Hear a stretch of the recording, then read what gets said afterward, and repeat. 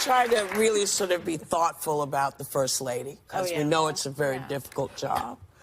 But she's now the spokesperson. She's taken this on as First Lady, as being the spokesperson to stop cyberbullying, which we thought was interesting. Take a look. I'm well aware that people are skeptical of me discussing this topic.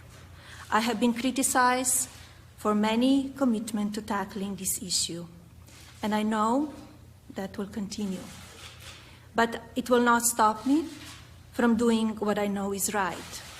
I'm here with one goal: helping children and our next generation. So people are saying, well, what about the guy you're married to in terms of cyberbullying? Yeah. But we have maybe some different ways of looking at it that other people may not have thought of. I don't think the irony's lost on her. I think she's using her voice specifically for that cause, for a reason. If it were my husband, you can't trash him on a show and say, you're right, he's such a jerk, and then go home and, like, she chose him. This is her person, and she's doing this, and I think we should always applaud action taking for something good. Unless you believe in cyberbullying, you really shouldn't criticize someone that's saying, I'm going to take my resources, my voice, and my platform and direct it towards our young people. I say bravo. So I'm on the other side of that. I'm on the other side of it. I mean, I just don't think she's the right messenger for cyberbullying because she can't seem to control it in her own home. So that's a problem. Can you control your husband? Yes, I can. I can't control my husband. That's stunning.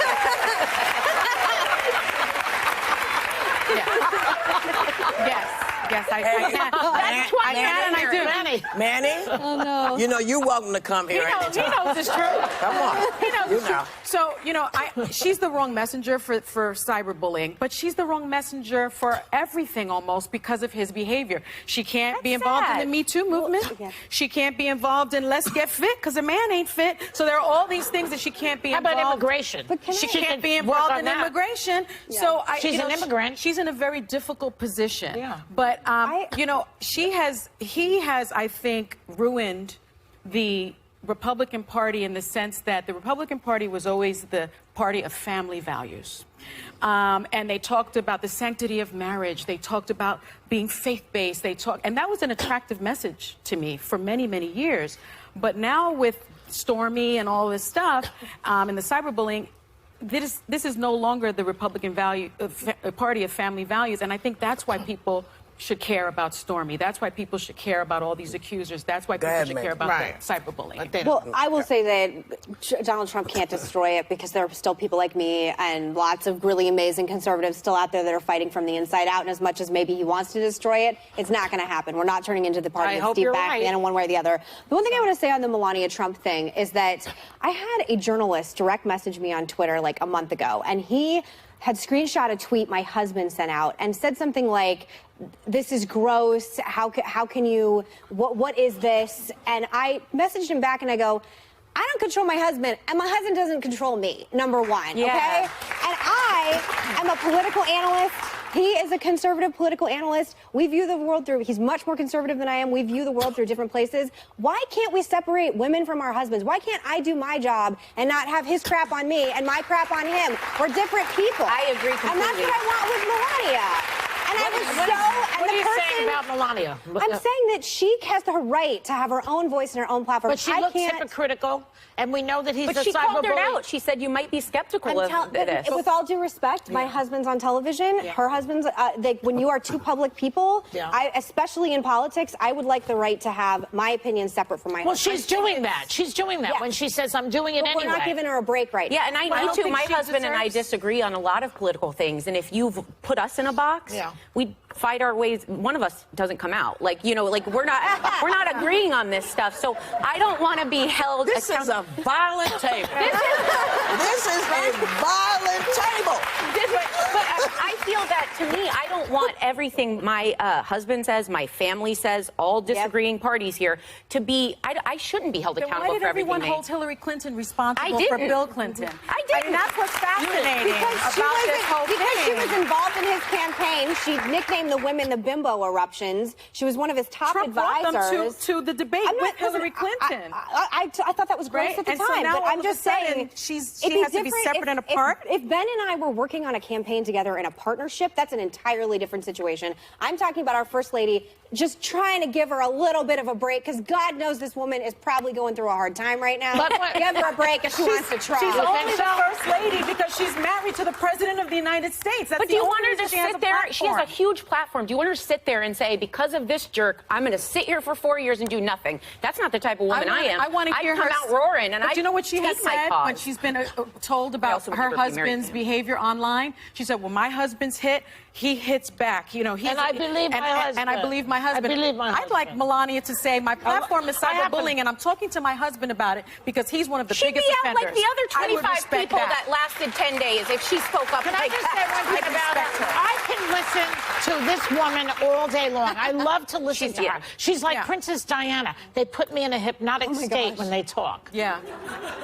Listen to her, the way she talks. Cadence. It's beautiful. I get like hypnotized by her. All right. That's what Joy took from the conversation. You know, She's gorgeous. some good whiskey will do that too. We'll be right back. So, Diamond, Silk, it turns out that after Andrew McCabe was fired and lost his pension, now there's all these Democrats, especially the first one was a representative from Wisconsin, Mark Pocan, a very liberal guy, who now says they're going to offer him a job because if he works in their office for a few more days, he will be able to keep his pension. What do you make of that? So what we don't understand is how is it that the Democrats want to offer McCabe a job so he can have money in his pocket, but they wouldn't even come to the table for law-abiding Americans to make sure we had more money in our pockets. That's right. What are the Democrats trying to hide? What do McCabe have over the Democrats' head? What are they covering up? Are they colluding? Maybe we need to bring in a special prosecutor to watch the Democrats and McCabe, because we know Mueller is going to turn a blind eye. That's what I think. And it sounds like a kickback, paddywhack, give a dog a bone kind of deal. Yes. Well, what goes into that mindset where Andy McCabe, because he, you know, the Office of Professional Responsibility, a nonpartisan office, says, hey, this guy was leaking and he was lying under oath, so he's fired. What goes into the mindset that says, no, he didn't do something wrong, he's a victim? That's what they're saying.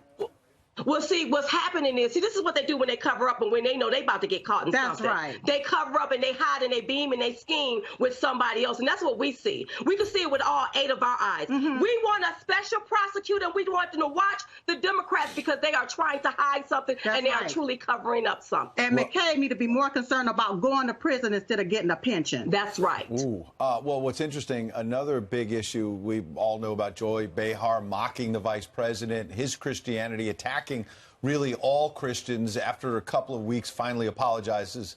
An MSNBC anchor, Stephanie Rule, actually mocked the faith, the Catholic faith, of Larry Kudlow, a new White House economic advisor. Watch this. If you notice, when Larry Kudlow spoke on CNBC yesterday, he ended by saying, however things work out, it will be God's will. That's an interesting way to talk about being the national economic advisor to the president. God's will. The position that he's in now, he has to stand there and represent real data. Well, as Larry Kudlow says, it's God's will. We've been highlighting it. Larry Kudlow sent out a tweet yesterday saying this was ridiculous. Well, Stephanie Rule, yesterday, early afternoon, I believe, puts this out on Twitter. As a reporter, a mom, and a Catholic, I know words matter, and I want to clear something up. I meant no offense when discussing Larry Kudlow's White House appointment. I apologize if my comments came off as dismissive of his faith. I would never question another person's belief in God. Interesting, guys. I mean, if you were offended, I apologize. If I mocked someone's faith, you mocked his faith. It's pretty clear. That's right. Absolutely. And, you know, what's really sad is that the left, they don't mock Muslim faith, but they always want to mock Christianity like it's something wrong with Christianity. Listen, we believe that we are one nation under God. That's It right. is nothing wrong with him having his faith. It is nothing wrong with him having faith and wanting to go serve our country. It's nothing wrong with that. And so the left, they need to get a grip. Yeah. Maybe they need some Christ in their life. Just maybe. That's right. Well, now she says in her statement, you know, I'm Catholic. This is who I am. But the mocking of God's will. Do people see through so much of the left-wing media, and they despise oftentimes this belief? They despise Christianity. If you believe in God, if you have faith, if you pray, oh God, my prayer go out to you. Yeah. They hate that. I don't know what that's about. They're trying to turn our country into a secular country. They don't want us to believe in God anymore. That's right. But you know what? The left, they need to get a grip. Get a grip. We believe in God. Yeah. We are Christians, and we shouldn't be mocked. We shouldn't be accused of anything. We should be able to live out our faith, and it should be okay to do that and serve our country. Get a grip. That's a good way to end it. Get a grip. Thank you. Thank you, Diamond and Silk. You're defending the faith this